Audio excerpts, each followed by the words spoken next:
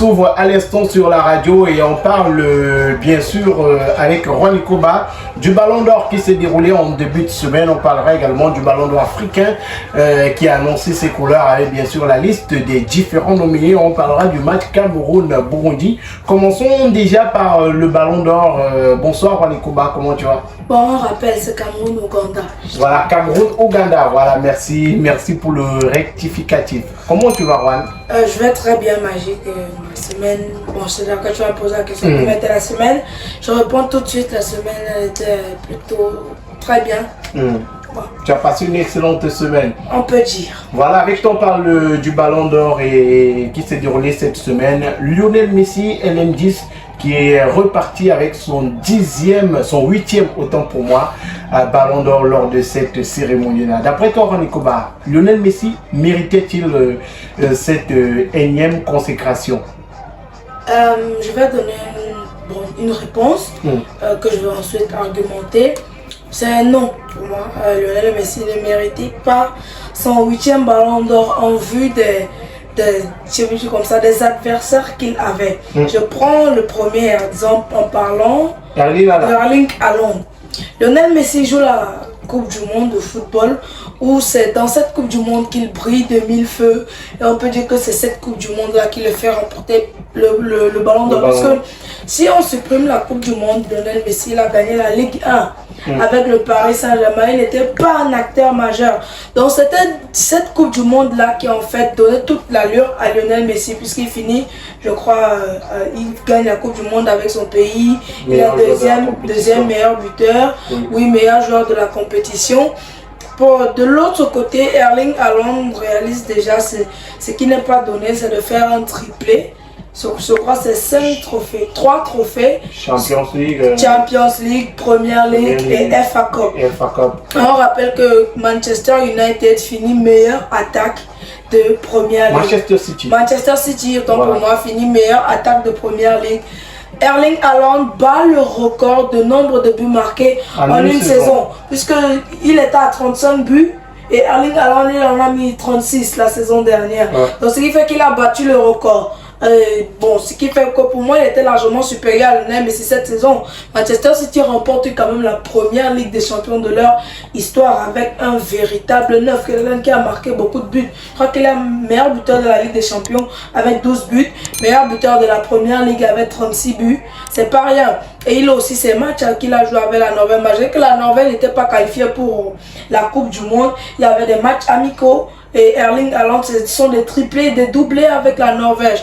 Donc si on parle du terme statistique, Lionel Messi est très loin derrière Erling Haaland. Puisque même en termes de buts, Lionel Messi, il en a 36. Pour la saison écoulée. Pour la saison écoulée, il en a 36. Erling Haaland est 56. Donc on a quasiment 20 buts d'écart. Mais si on parle du principe que le Ballon d'Or, si on parle du principe que le Ballon d'Or est récompensé en fonction des compétitions majeures, il faut dire que la saison 2022-2023 avait la compétition majeure qui était la Coupe du Monde et on a vu Lionel Messi faire une grosse Coupe du Monde avec l'Argentine d'ailleurs qui a remporté cette compétition-là. Oui, Lionel Messi fait une très grosse Coupe du Monde. Bon, ça, on va pas le refuter, on va pas le refuser.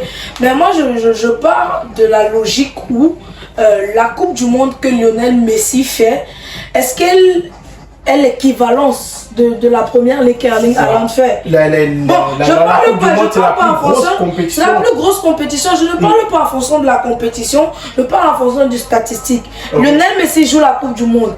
Est-ce que la Coupe du Monde que Lionel Messi fait, je ne veux pas dire que la première ligue, individuellement, je ne veux pas dire que la première ligue c'est l'équivalent de la Coupe du Monde. Mais je veux dire individuellement, est-ce que la Coupe du Monde que Lionel Messi fait, oui, il ne finit pas meilleur buteur, il finit deuxième meilleur buteur, on le rappelle, égal à la première ligue ou bien même à la FA Cup que Erling Haaland fait, puisque c'est du lourd que Erling Haaland nous a livré cette saison. Mais il faut dire que Erling Haaland c'est un très bon buteur, mais certaines personnes se basent sur le fait que Lionel Messi, lui, il a de l'impact sur le jeu de l'équipe à travers par exemple les passes décisives, à travers la présence dans les dribbles. Erling Haaland peut-être c'est un bon finisseur et Lionel Messi, lui, il joue pour l'équipe.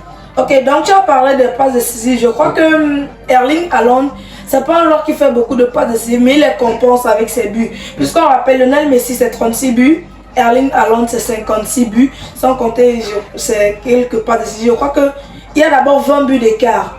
Et ces 20 buts d'écart-là, ça peut facilement compenser les passes décisives. Mais est-ce que le ballon d'or se résume au nombre de buts? Oui, je ne refuse pas que le ballon d'or... Fabio Cannavaro, qui est un défenseur, gagner le ballon d'or. Oui, même Yachine. Yachine, voilà. Tu as abordé plusieurs points, je vais les développer un par un. Tu as parlé des passes décisives, premièrement.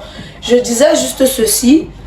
Erling Haaland est un joueur qui ne fait pas beaucoup de passes décisives, ça on ne le refuse pas, il en fait quand même, mais il n'en fait pas beaucoup. Mais il réussit à compenser ses passes décisives avec des buts. C'est ce que moi je dis. Tu vois un peu, donc je refuse pas qu'il ne fait pas de passes décisives, mais je dis qu'il réussit à les compenser avec son nombre de buts. Tu as abordé un autre thème, je crois qu'il fait jouer l'équipe et tout, mais Erling Haaland c'est quand même la même chose que Erling Haaland a une puissance de jeu incroyable. Erling Haaland c'est un joueur qui sur lui est capable de conserver le ballon dans une foule de 3 joueurs et permet de faire jouer l'équipe adverse, de faire jouer son équipe.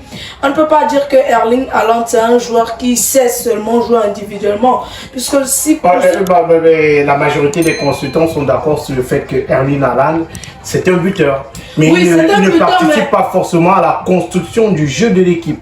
C'est le gars sur qui on s'appuie quand on a fini de construire le jeu et qu'il faut, je vais dire quoi, il faut concrétiser les actions.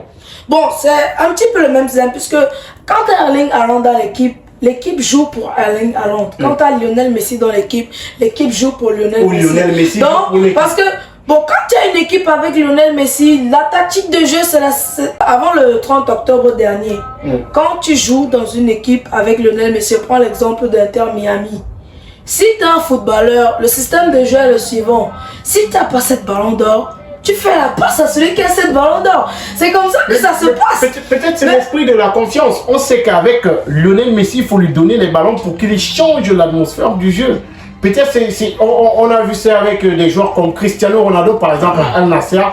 Le jeu se construit autour de lui. C'est vrai qu'aujourd'hui avec Sadio Mané, ce sont deux grosses têtes, mais on construit le jeu autour de lui parce qu'on sait que ce sont des gars qui peuvent changer le match à n'importe quel moment. Mais maintenant vous avez une équipe où il y a Erling Haaland, le jeu se construit et on met Erling Haaland comme le finisseur de la construction de ce jeu-là. Ok, bon, je vais le dire comme ça, je vais utiliser un langage un peu, comment je veux dire, un peu familier. Chacun est fort chez lui. J'espère que vous avez chacun fort dans son couloir. Donc, si Lionel Messi, lui, il explose quand on construit le jeu autour de lui. Erling Haaland, lui, il explose plutôt quand on construit le jeu pour lui, en fait. C'est-à-dire quand on construit, et lui, il est là pour finir. Dans ce domaine, il ne déçoit pas. Vous ne pouvez pas dire qu'Erling Haaland soit dans le domaine de marquer des buts, puisque quand tu construis le jeu et que tu as Erling Haaland après, il te met des buts. Pourtant, Lionel Messi, donc, c'est une façon de dire Erling Haaland a son système en fait, où lui, l'équipe joue, on le donne. Erling Haaland a besoin d'avoir des ballons dans la surface de réparation en permanence pour marquer. Dans le même cas où Lionel Messi, lui, il a besoin des ballons en permanence pour créer le jeu. Donc, c'est une façon de dire que Lionel Messi, tu ne peux pas prendre Lionel Messi, tu le mets dans la surface de réparation, tu dis bon, vous finissez, dès que vous avez le ballon, vous envoyez dans la surface, il va marquer 50 buts. C'est impossible. Lionel Messi a besoin d'avoir le ballon en permanence pour construire le jeu. De la même façon, Erling Haaland, il est complètement différent. Je ne sais pas si je me fais comprendre. Oui, il n'a pas besoin de toucher 1000 ballons. Voilà, il n'a pas besoin de toucher 1000 ballons pour comprendre. Lui, c'est que dès qu'il est dans cette position, il doit faire ça pour marquer. Donc, ce qui fait que, bon, ce qui fait en fait que chacun en fait a son style. Lionel Messi, il est plus genre, il touche beaucoup de ballons, il construit le jeu, il regarde un peu la physionomie de l'adversaire, je veux le dire comme ça. Erling Haaland, c'est très différent. Lui, il attend son ballon et il te punit.